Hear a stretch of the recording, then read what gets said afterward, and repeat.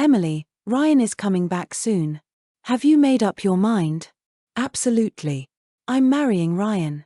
No one else. In that instant, my mind went completely blank. Ryan, Emily's crush was Ryan. I felt like I couldn't breathe. The door to the lounge was slightly ajar, just enough for me to catch a glimpse inside. The way Emily smiled when she talked about Ryan, that was a smile I'd never seen before. I stood there like a creep outside the room, watching Emily bask in her happiness. I used to think I was the one giving her that happiness. Looking back now, how ridiculous that was, and no wonder she turned down my proposal 2 weeks ago. Turns out, she never loved me at all. 2 weeks ago, I had planned a romantic proposal. Say yes, our friends chanted excitedly. I knelt in front of Emily, took a deep breath, and said, Emily, will you marry me? I'd been planning this for a long time. All of our mutual friends were there. They all thought, nice job, Jason. This is going to move her. I thought so too. We'd been together for 7 years, if not now. When did I ever say I wanted to marry you? I was expecting her to say yes, but instead, she got angry. The cold look on her face made me feel like a clown kneeling on the floor. Jason, you shouldn't have put me in such an awkward position. She didn't let me finish. She just turned and walked away. Our friends were visibly uncomfortable, but they quickly tried to comfort me. Maybe she was just embarrassed. Talk to her at home, okay? Thinking it over, I realized I really had screwed up. I had focused so much on making the proposal romantic. I never stopped to think about how she felt. I rushed home. Emily wasn't there. She didn't answer my calls either. I sent her dozens of voice messages, apologizing, and just waited on the couch. I don't even remember how I fell asleep. I only remember being woken up by her the next morning. She hadn't come home all night. When she saw me sleeping in the living room, she didn't say a word. Over the next 10 days, I kept apologizing until she reluctantly forgave me. She said, you know my background. Because of my family, I've never expected much from marriage. Please don't pressure me to get married. Okay. I won't bring it up again, not until you're ready. Is that all right? Only now do I realize, it wasn't about her family. It was because of another man.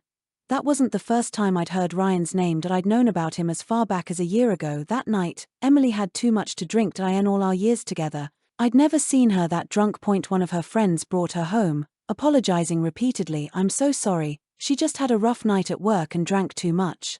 After her friend left, I started helping Emily change into more comfortable clothes. That's when she slapped me. Don't touch me, you're not Ryan. I miss you so much, Ryan. The next morning, I confronted her. Who's Ryan? Instead of answering, Emily frowned and snapped, are you seriously accusing me of something? No, it's just, you kept saying his name last night. I just want to know who he is. Because I loved her. I always forgave her. No matter who was at fault, I'd apologize first just to make things right. That was the first time I didn't. Eventually, Emily told me Ryan was just a really good friend. I suspected something more, but she looked me straight in the eyes and said, if there was anything between me and Ryan, I wouldn't be with you now. She sounded so sincere, not the slightest bit guilty. I stewed on it for a few days and eventually convinced myself she was telling the truth. So I let it go. What about Jason? Someone asked in the private room, pulling me back to the present. Him? Emily let out a sarcastic laugh. I never really liked him. Why should I care? The woman next to her seemed a little uncomfortable. I mean, Jason's treated you really well all these years, so what? He did that on his own. I never asked him to. All right, let's not ruin the mood. It's Emily's birthday, let's talk about something happy. Someone tried to ease the tension, and Emily dropped it. Inside the room, everyone looked relaxed and cheerful, like Ike, the guy who thought he was her boyfriend, didn't even exist. I stared at the cake in my hands, and the expensive birthday gift I'd brought. For a split second, my heart skipped a beat. So this is what it's like, being utterly disposable to someone you love. Without saying a word, I turned and walked away. As soon as I left the venue, I tossed the cake into the nearest trash can. I texted Emily, got called into work unexpectedly. Won't make it tonight. Okay. That was all she replied. She didn't ask what happened. Didn't ask if I was okay. Her boyfriend bailed on her birthday and she didn't even care. Middle of the weekend, and I suddenly have to work. Still nothing. Emily, what am I to you, really? Back home, I decided to try opening her laptop. She'd always been protective of it. I remember once needing to finish a document and asking to use hers. She got so defensive. Jason, What kind of man are you? Don't you have your own damn laptop? Why do you need mine? Her expression that day was terrifying that I couldn't even get the words out to explain that I had no idea why she was so angry. Since then, I never touched it again, but more than once, I'd seen her staring at it, smiling to herself like a teenager with a secret. Something in there had to hold answers. I tried a few passwords.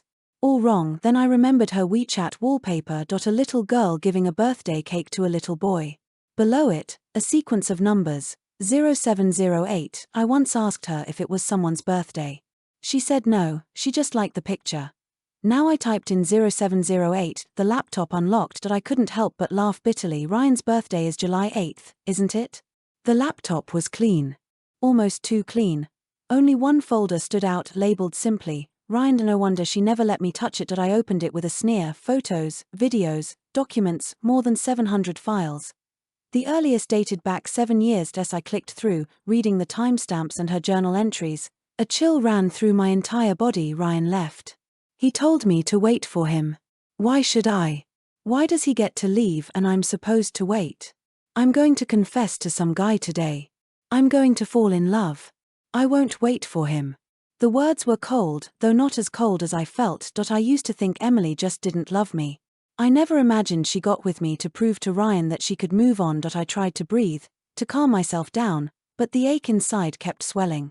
Tears welled up in my eyes. Emily had documented everything, her devotion to Ryan, their promises. They had once agreed, if they were both single at 30, they'd get married, and today was Emily's 30th birthday. Ryan was coming back. He was probably coming to fulfill that promise. I kept scrolling through their chat history. The most recent message was from yesterday. Ryan, I'm heading back to the States. Are you still waiting for me? Emily, of course I am. She had said she wouldn't wait. She used me to prove it, but now that he was returning, she was ready to throw away 7 years with me in a heartbeat. Emily, what did I ever do to deserve this? Wasn't I good to you? Wasn't it enough? Or was I just a character in the game you two were playing?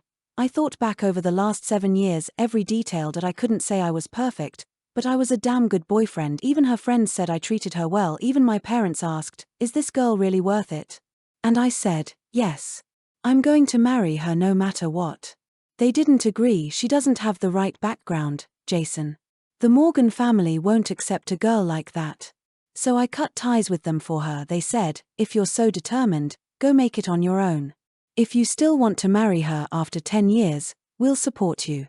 Now it had only been 7, and it was already over. After reading everything on that laptop, my love for her was gone.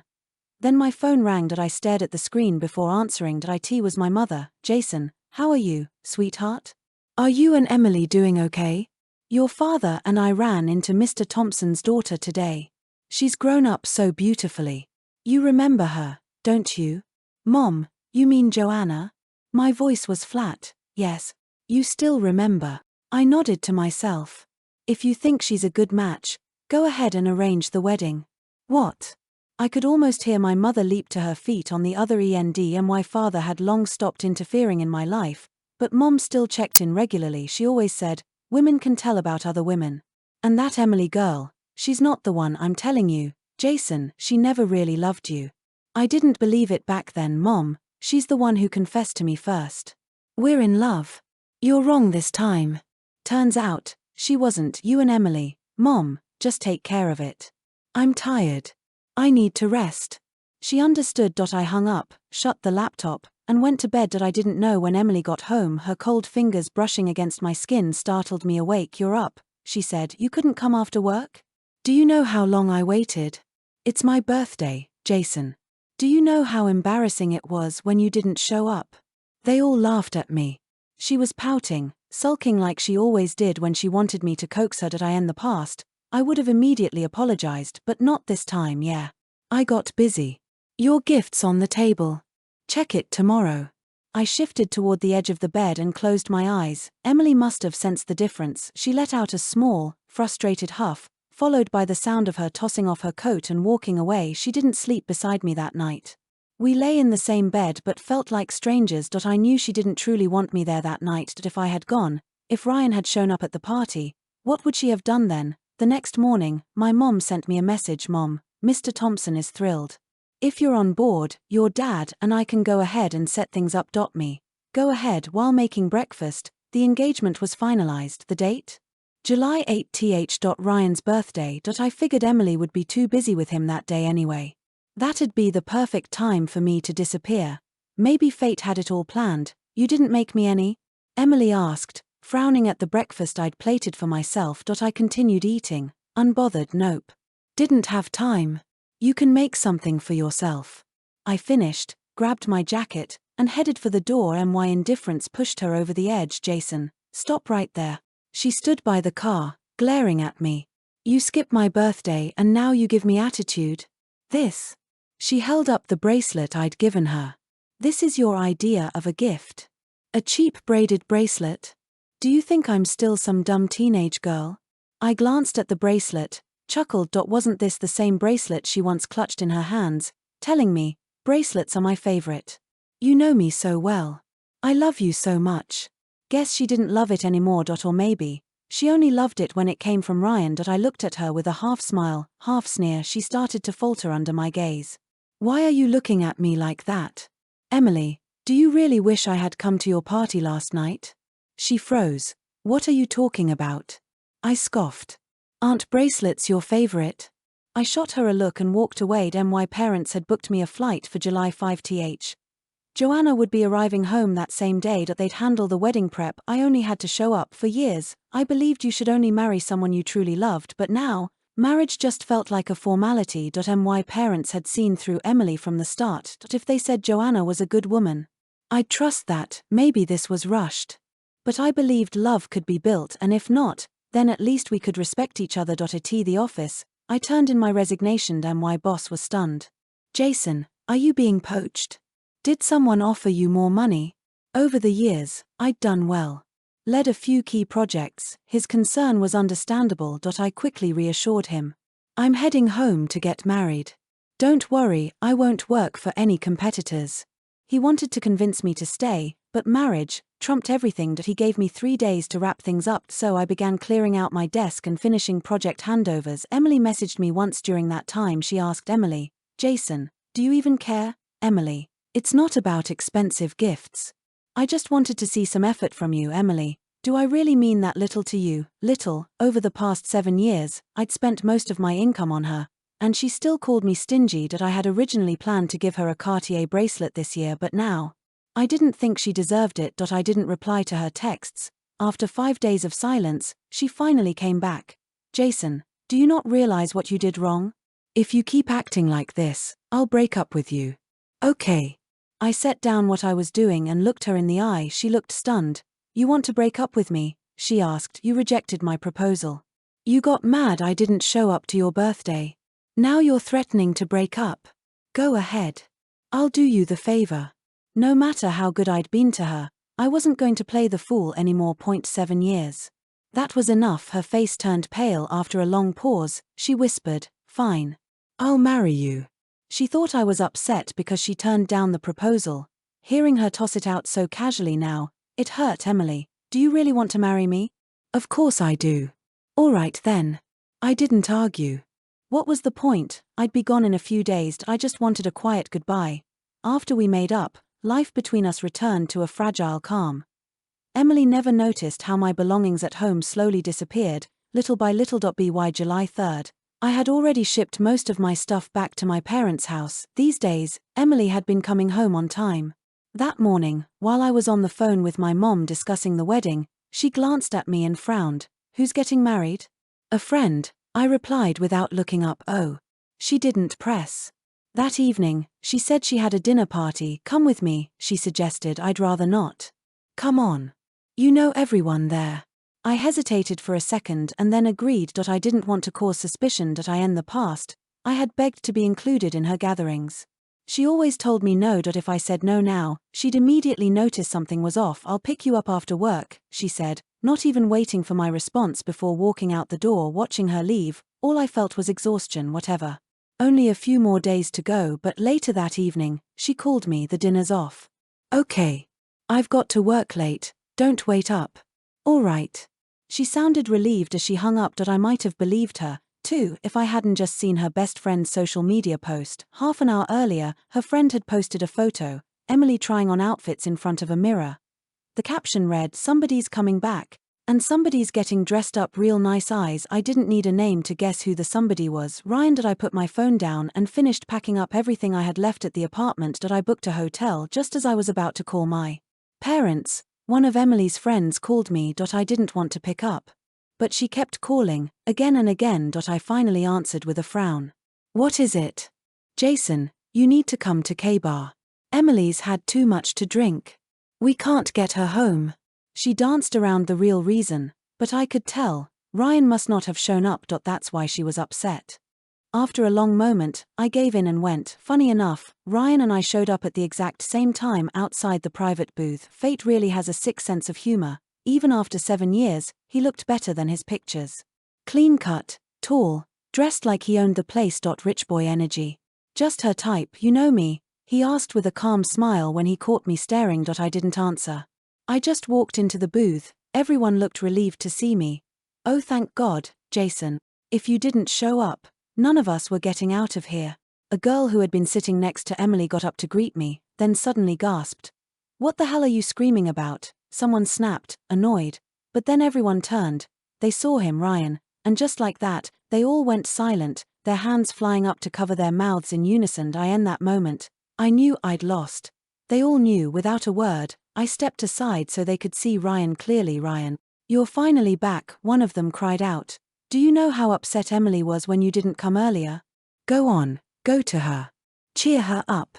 I no longer existed. Someone even shoved me aside to make room for him. Ryan walked toward Emily, who was half lying on the couch, dazed. The sound of his name, her eyes fluttered open. "Ryan?" He smiled gently, and just like that, tears streamed down her cheeks. "Ryan, you're finally back. I missed you so much." She threw herself into his arms, sobbing like a child. I had never seen Emily so vulnerable. In my eyes, she'd always been strong, composed, even cold at times. Even after 7 years, she never cried in front of me. I thought that was just her, but no, she just never let me see this side of her right in front of me. She asked Ryan if he still loved her. If he would marry her. He sighed. "I told you, if you're still single on my 30th birthday, I'll marry you." Emily burst into fresh sobs. "I am still single. I've been waiting for you. I never got married. You have no idea, there's this guy, been chasing me for 7 years, wanted to marry me, treated me like gold, but I never said yes. Because I was waiting. For you, Ryan. 7 years. I was loved for 7 years, and I still waited. How could you stay away so long?" Hearing her say that, my chest felt like it was splitting open. Turns out, no matter how much you prepare yourself, no matter how many times you rehearse letting go, when the moment comes, it still rips you apart. How could she do this to someone who loved her so much? Maybe if she had never known how much I loved her, it wouldn't hurt so bad, but she knew. God, how ridiculous I must have looked. The great love I believed in was only ever real to me. Tears welled up, and before they could fall, I turned and left. As I walked away, I heard her shout my name behind me. "Jason." It didn't matter anymore. This was the end. "Emily, I gave you everything I had, and you gave me nothing but disappointment. We're done. I stumbled into the hotel, dazed and numb, and typed out a text with trembling fingers. "We're over.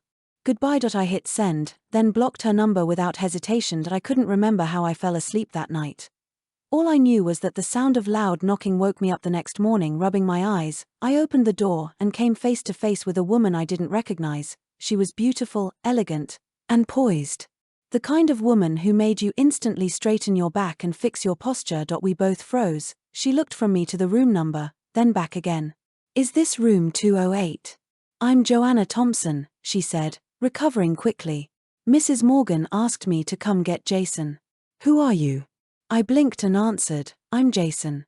And just like that, the two people about to get engaged met for the first time. The air was thick with awkwardness. I quickly stepped aside and invited her in. The silence in the room was deafening. I didn't know what to say. She seemed a little uncomfortable too. To break the tension, I suggested we go out for a walk. She nodded. We left the hotel and wandered toward a nearby park. I stole glances at her now and then. Her profile was stunning. Soft, graceful lines, eyes filled with intelligence and quiet strength. "You come here often?" she asked suddenly. "No. First time. I'm in town for a business meeting. Mrs. Morgan booked my flight for tomorrow but wanted me to find you today." She smiled slightly, As if to justify why she was here. It didn't matter to me. We were getting engaged. It wasn't strange for her to want to meet me. As we walked and talked, we started to warm up to each other. I discovered Joanna was smart, thoughtful, and driven. She was passionate about her work and had her own ideas about life. We talked about a lot of things. I didn't hide my past with Emily. When I told her about those 7 years, her expression tightened. I don't care who you used to be with, she said quietly. All I know is, we're getting married now. Her eyes were a little red when she looked at me. Her words touched something deep in me for the first time in a long time. I felt hope. Sure, we still had a lot to learn about each other. But I was willing to try. Time passed quickly.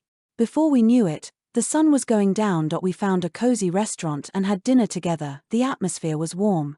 We talked, laughed, shared little things.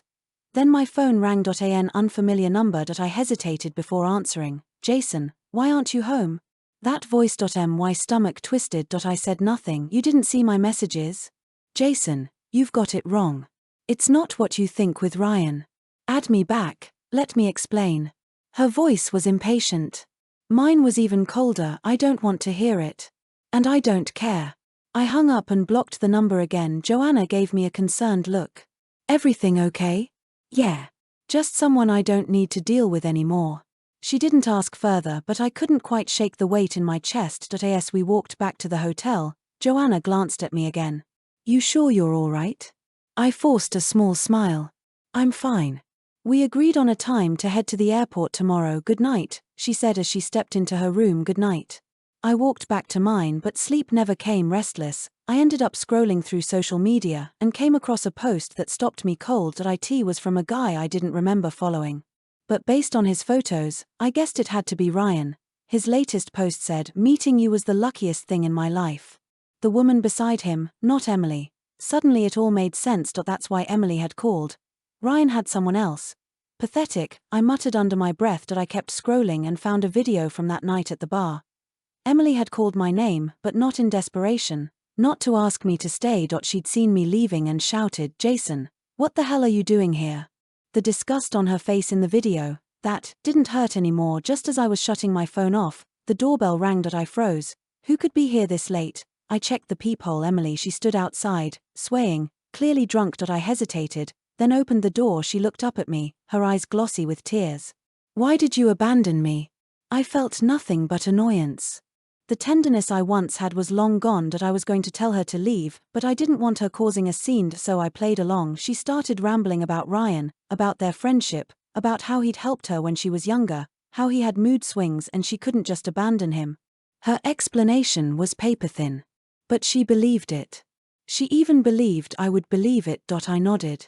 Told her I understood. She relaxed a little. Then she insisted on staying the night. I didn't argue. I gave her the bedroom, and I spent the whole night awake on the couch, waiting for morning to come so I could disappear. Just as I was about to slip out quietly the next morning, I heard her voice behind me. You're leaving without saying anything? Emily stood in the doorway, hair a mess, wearing one of the hotel robes. Her eyes were bloodshot, but there was a fire behind them. I have a business trip, I said flatly. Then why are you at a hotel? She asked, stepping forward. Why didn't you just go to the airport from home? Her tone was sharp, accusatory. I clenched my jaw, then forced myself to answer calmly.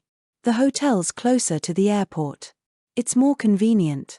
She stared at me for a few seconds, trying to read me. Really? Yes.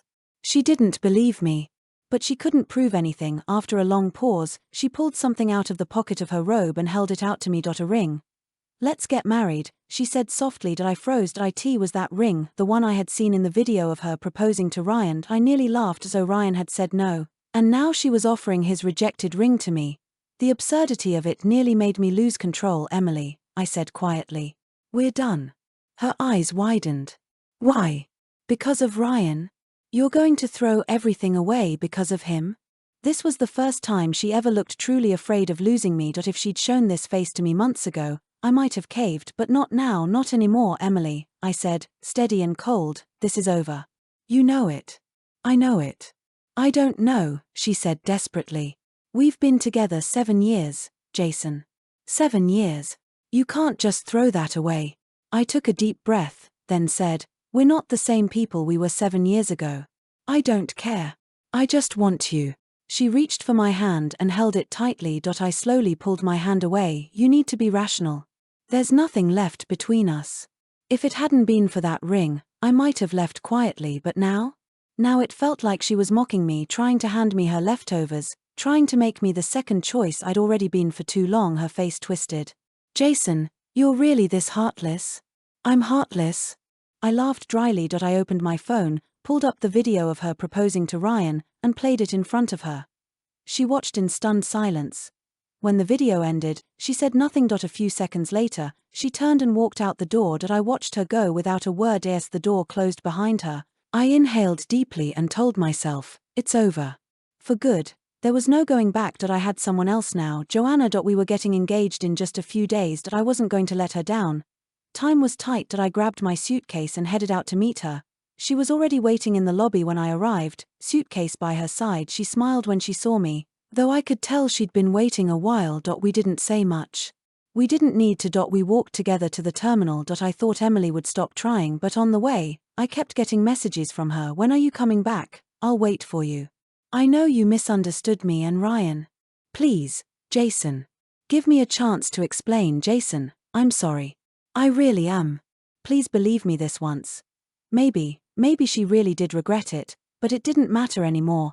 Even if she was sincere, even if Ryan had rejected her, even if she suddenly realized I was the one who loved her all along, none of it mattered now. I wasn't going to be the backup plan anymore. On the plane, I turned off my phone and finally slept. When I woke up, we had landed. My parents were already waiting at the gate. It had been so long. The moment I saw them, my eyes went warm. My mom rushed over and pulled me into a hug, already crying. My dad stood behind her, arms crossed, trying to look stoic. Men don't cry, he said, his voice rough, but I caught the glint of tears in his eyes too. I hadn't seen them in 7 years, and it hit me just how far I'd strayed. But they didn't mention any of that.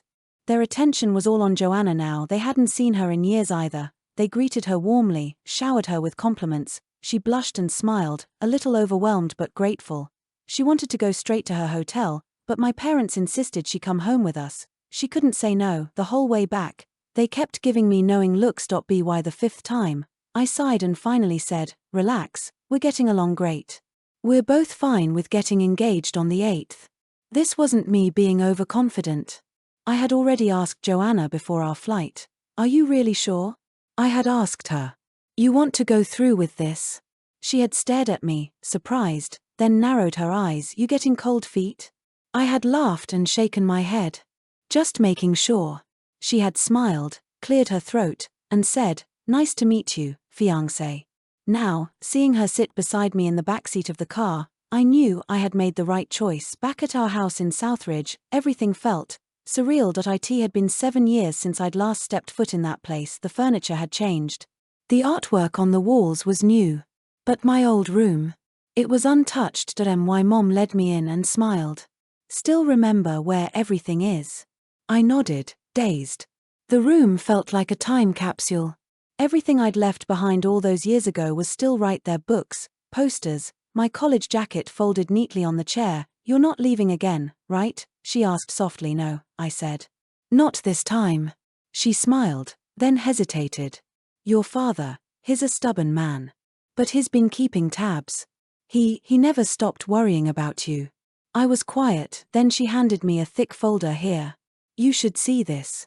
Before I could ask, she turned and walked out, puzzled. I opened it. Inside were financial reports, wire transfer receipts, internal memos, all tied to one name, Emily. I flipped through the pages in stunned silence. 5 years ago, Emily's company had nearly gone bankrupt. I remembered that night, her walking through the door, tears in her eyes. Jason, I'm ruined, she had said, breaking down. Back then, I had just quit my job to support her full time. We were living off one income, barely scraping by. But I told her I'd take care of her. That I'd find a way. She hadn't appreciated it. She'd shoved me away and snapped, you're pathetic. What can you do for me? You can't even keep a job. I remembered the sting of those words, but what I didn't know, what I never could have imagined, was that my father had stepped in behind the scenes. He had wired $2 million to her company under a shell investment firm. Quietly.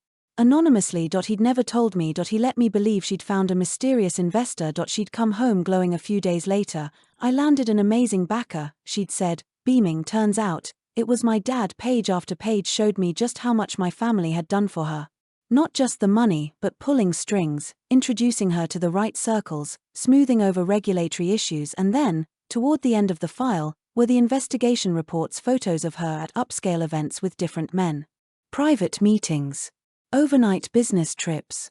Names, dates, faces. Emily hadn't just been emotionally invested in Ryan. She'd been working every angle, sleeping her way to the top. I stared at the papers, disgust rising in my throat. So that's how her company had taken off.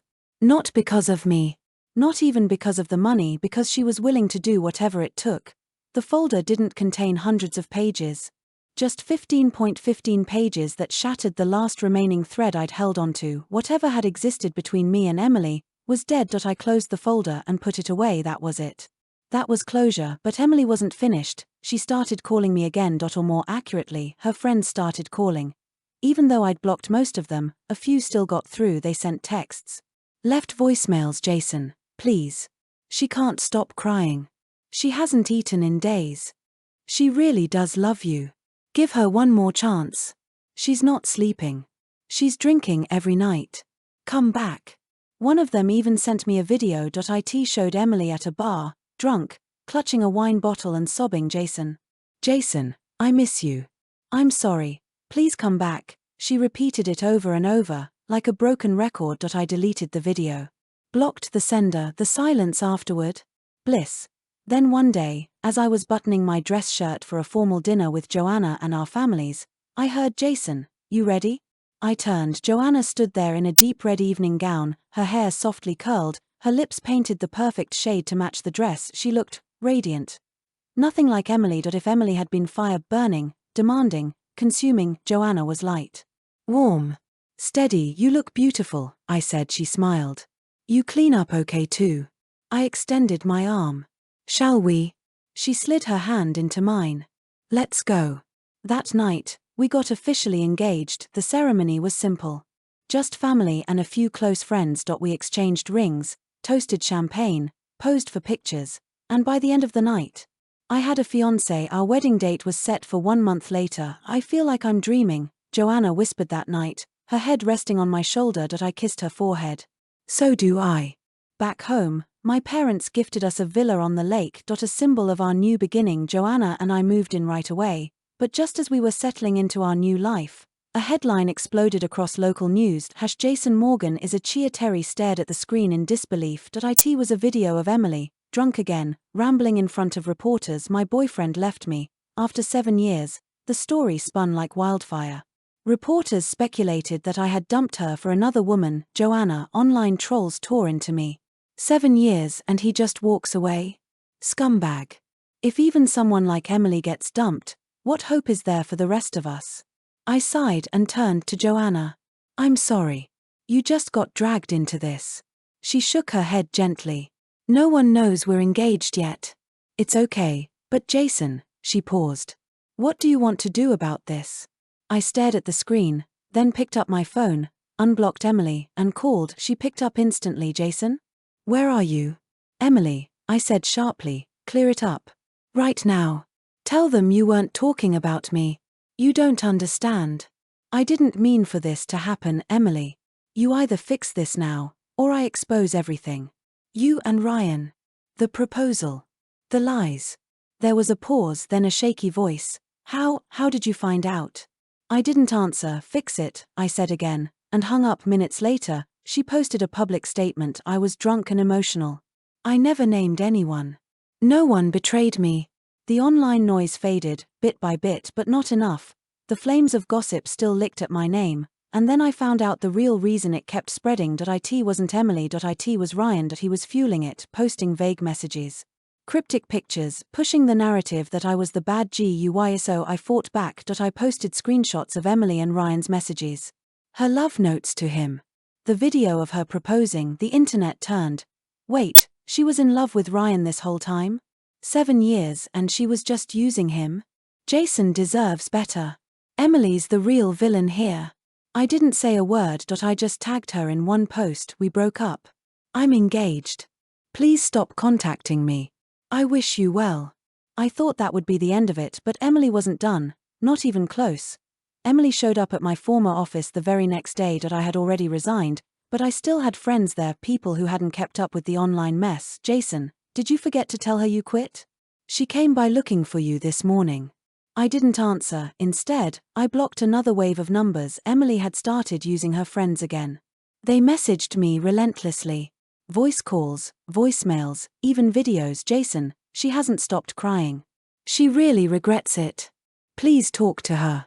She doesn't want Ryan anymore. It's you she truly loves. I ignored them all, but then Ryan messaged me directly. Ryan, didn't know Emily loved me this much. Thanks, man, just one sentence, and my blood boiled. Then he posted a photo to his social feed, his back to the camera, looking at a woman walking away. The caption, turns out, it was always you. Emily shared it. Commented with a heart. Then came the official announcement. Emily and Ryan were together, publicly, loudly, triumphantly, and just to twist the knife, Emily posted her own status. Some people were just loyal pets.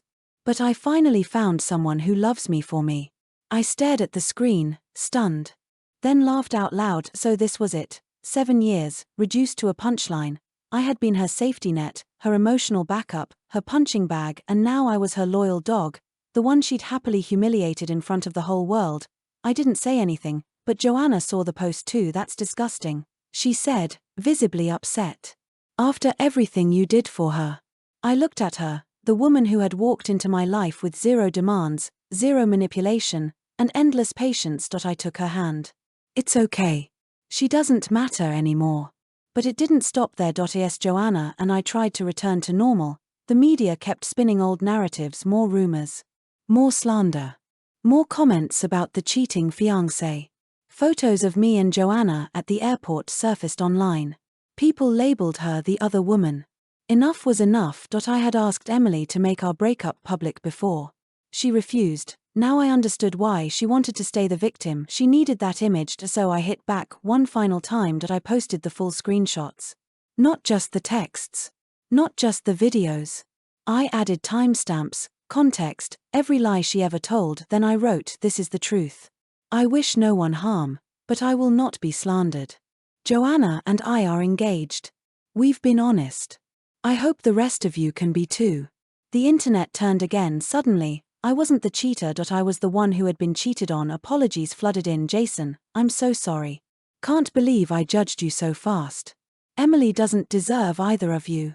Emily stayed silent, but I knew it wasn't over. Sure enough, she showed up again, this time in person. I wasn't home. But she came to the company headquarters of my family business, asking for me. People there didn't know the full story, so they called me. Hey, Jason. Emily's here. She said she needs to talk to you. I hung up. She didn't stop there. She tried getting through to Joanna. When that didn't work, she did the unthinkable. She reached out to my father, the man who had invested in her company. He didn't answer. But he did send me a message. Dad, cut her off. No one who betrays this family gets a second chance. I smiled. Finally, we were all on the same page. But then Ryan, the supposed true love, made another move. He messaged me again. Ryan, just so you know, she talks about you more than she talks to me. Enjoy your engagement. And then he posted a picture with another woman. New caption, found what I've been looking for. Emily had been dumped again, and just like clockwork, she started reaching out. This time, she begged, Jason, I'm sorry. I was wrong. I made a mistake. I thought he was the one, but it was always you. I'm not asking to go back. Just talk to me. Please. I love you. I never stopped. But I had. I truly, finally had. I didn't respond. Joanna saw the messages and asked nothing. She didn't have to. She trusted me, and I owed it to her not to look back. Instead, I focused on what lay ahead. Our wedding. We had a lot to plan: guest lists, venue, vows. But one afternoon, Joanna's parents pulled me aside. They'd read the news. They'd seen the posts, and they had questions. I didn't blame them. They were worried for their daughter, their only child. They needed to know that I was over Emily. Completely. So I looked them in the eyes and said, I promise. That chapter of my life is closed. I'll never make Joanna regret choosing me. Joanna's father nodded, still skeptical, but her mother pulled me into the kitchen later, quietly, and said, she's been through more than you know. If you hurt her, I'll come for you myself. I smiled. I won't. And I meant it, because finally, I had someone worth protecting, not someone who tore me down for 7 years, but someone who made me want to build something new, something better. After that conversation with Joanna's mother, I felt more certain than ever that I wasn't just trying to move on anymore, that I had moved on, that I was building a future I could believe in, and for the first time in years, it felt solid under my feet. That I end the following days, Joanna and I spent our time finalizing the wedding preparations. We picked out our outfits, reviewed the catering menu, went over flower arrangements. Everything had to be perfect. She loved lilies. So we filled the venue with them. I want the whole place to smell like spring, she said, eyes gleaming. You got it, I replied. Her smile was more than enough for me. Meanwhile, Emily's name faded from the news cycle. The public had moved on to some new scandal, and we were left in peace, but not for long. One afternoon, while we were walking through a gallery selecting decor, we ran into someone I never expected to see again. Rachel, Emily's best friend and the loudest of all her enablers. She used to call me the loyal lapdog. Now she stood in front of us, fidgeting with her purse, her expression stiff. Jason, she said. Can I talk to you for a second? Joanna's hand tightened slightly around mine, that I gently pulled away, signaling that I'd handle it. Make it quick, I said flatly. Rachel looked around, as if afraid someone might overhear. Look. I know I said a lot of things before. But Emily's not doing well. I stared at her, and? She's not eating. Not sleeping. She's completely shut down. Sounds like she has a therapist to call, I said. She keeps saying your name. I'm engaged, Rachel. I know, but she thought you'd come back. After Ryan left her, she thought wrong. Rachel blinked. She seemed genuinely surprised by how firm I was. She's sorry, Jason. So am I said. But not for the reasons she is. I turned to leave. She loved you, Rachel said quietly behind me. I stopped. Just for a second, then looked over my shoulder. If she did, she wouldn't have spent 7 years proving otherwise. Joanna waited for me near the door. When I walked back to her, she didn't ask what Rachel had said. She didn't need to. Her eyes just searched mine, asking the only question that mattered. Are you sure you're free of her? I nodded, and Joanna smiled. The wedding came faster than I expected. The venue was exactly how she dreamed, white lilies everywhere, delicate lights wrapped around every arch, soft music filling the garden. The sun was out. The air was fresh, even the weather seemed to be on our side. I stood at the altar in a sharp navy suit, watching the guests settle into their seats. Then the music changed and she appeared. Joanna walked down the aisle in a flowing, ivory gown, a veil trailing behind her.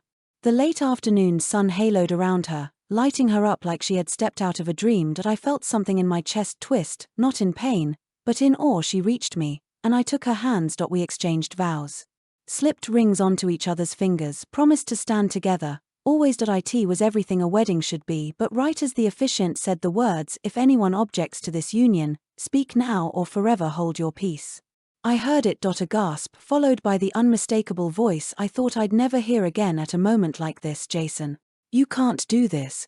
The entire crowd turned, and there she was. Emily. In a tight black dress, tears already streaming down her face, her lipstick smudged and eyes wild. Beside her were 2 of her friends, nervously trying to hold her back, but it was too late. She had already stepped into the center of the aisle. The music cut off. Guests whispered why. Parents turned to stare. Joanna stood absolutely still beside me, but I could feel the tremor in her fingers. Jason, please, Emily cried.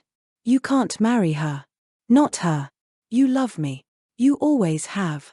Joanna stepped forward slightly, but I held her hand tight. This wasn't her battle, this was mine. I turned to face Emily, my voice steady, loud enough for the whole venue to hear. Emily, go home. Her face crumpled. No, you don't mean that. We were meant to be together. You told me that. You said you'd love me forever.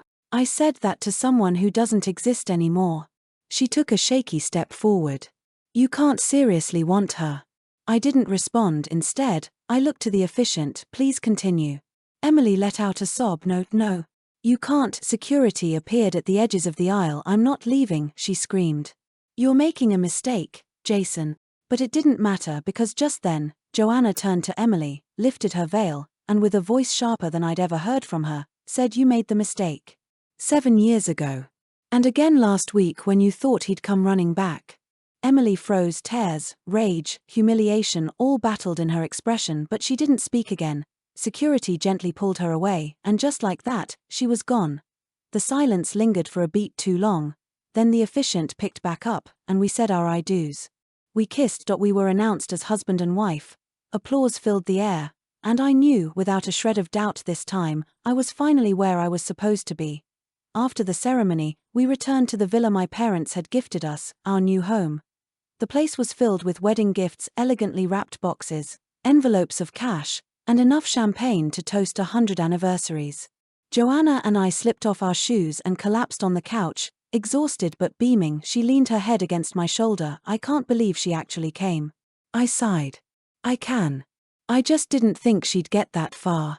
Joanna looked up at me, calm and composed. I'm proud of you. For what? For choosing us. For not flinching. I smiled. She's my past. You're my future. She reached for my hand, and we sat there in the quiet, the chaos of the day finally settling into a peaceful stillness. Then the doorbell rang. Joanna gave me a look, half annoyed, half amused. If that's her again, I swear. One of the housekeepers answered the door, then returned with a hesitant look. Sir, it's Miss Emily. She says she needs to speak with you. Joanna's smile vanished. I'll handle it, I said quickly. No, she said, standing. Let me. Joanna, I've earned this, she said, lifting her chin. Let me speak to the woman who thought she could walk into our wedding. I hesitated, but then nodded. Joanna walked to the door, opened it, and stood face to face with the woman who had once ruled 7 years of my life. Emily looked like she hadn't slept. Her eyes were puffy, her hair unbrushed. She wore the same dress from the wedding, now wrinkled and stained. You came to our home? Joanna asked, her tone quiet but lethal. I need to see Jason, Emily said, voice cracking. Please. Joanna stepped into the doorway, blocking her view. You had your moment. You screamed at our wedding, insulted me in front of our families, and still, he chose me. Emily's eyes glistened with fresh tears. He used to love me. Joanna didn't blink. And he used to not know who you were. Emily's face twisted. You don't understand what we had. No, Joanna cut in. But I do understand what you lost. Emily's lips trembled. You took advantage of his love, used him to fill the silence between Ryan's absences, and when Ryan came back, you tried to erase Jason like he was just a placeholder. That's not true. Yes, it is. And the worst part is, you don't even feel sorry for that. You feel sorry you lost. Emily clenched her fists. I came to apologize. Joanna tilted her head. Apology accepted. Now leave. I'm not going to. You are, Joanna said, stepping forward, her voice cold as stone. Because if you don't walk away now, I will make sure every business connection you've ever had knows exactly how you built your empire, on lies, men, and the Morgan family's money. Emily flinched like she'd been slapped. Her breath caught, and for the first time, she said nothing. Joanna's words had landed. I hope one day you become someone your younger self wouldn't be ashamed of, Joanna added, then gently closed the door in her face. When she came back into the room, I stood waiting, stunned. You okay? I asked. She smiled faintly. Better than I thought I'd be. I wrapped my arms around her and pulled her in. Thank you, I whispered. She won't be back, Joanna said. Not after that. I believe you. That night, we opened our final bottle of champagne and sat on the balcony, watching the stars. Joanna rested her head on my chest and whispered, Do you ever think about her? I was quiet for a moment, then said, No. I think about who I used to be when I was with her. That guy was desperate to be loved. But now, I'm just grateful. Grateful? I looked down at her and smiled. Grateful I finally let go. Grateful I met you. She pressed a soft kiss to my collarbone. And I'm grateful you didn't let her break you. Me too. For the first time in years, I felt free of the past, free of the lies, free to love and be loved the right way. Emily had once said I was her loyal dog. Now, she was nothing more than a story I'd tell someday, with a smile that said, I survived it. And sitting there beside Joanna, wrapped in quiet laughter and the scent of lilies still lingering on her skin, I knew I'd finally made it home. 2 months later, life had settled into a quiet rhythm. Joanna had taken time off work to focus on designing our new home interior, and I'd returned to my position at Morgan Holdings, this time not as someone living in the shadow of his past, but as a partner with a clear future. Each morning, we'd eat breakfast by the lake-facing window. Each evening, we'd cook together, play jazz on the speakers, and dance barefoot in the kitchen. The peace was deep. Earned. And for once, I didn't feel like I was living in someone else's narrative. But then, one evening as the sun was setting over the water, my assistant, Mitchell, walked into my office holding a plain envelope. "No return address," he said, placing it on my desk. "Hand-delivered."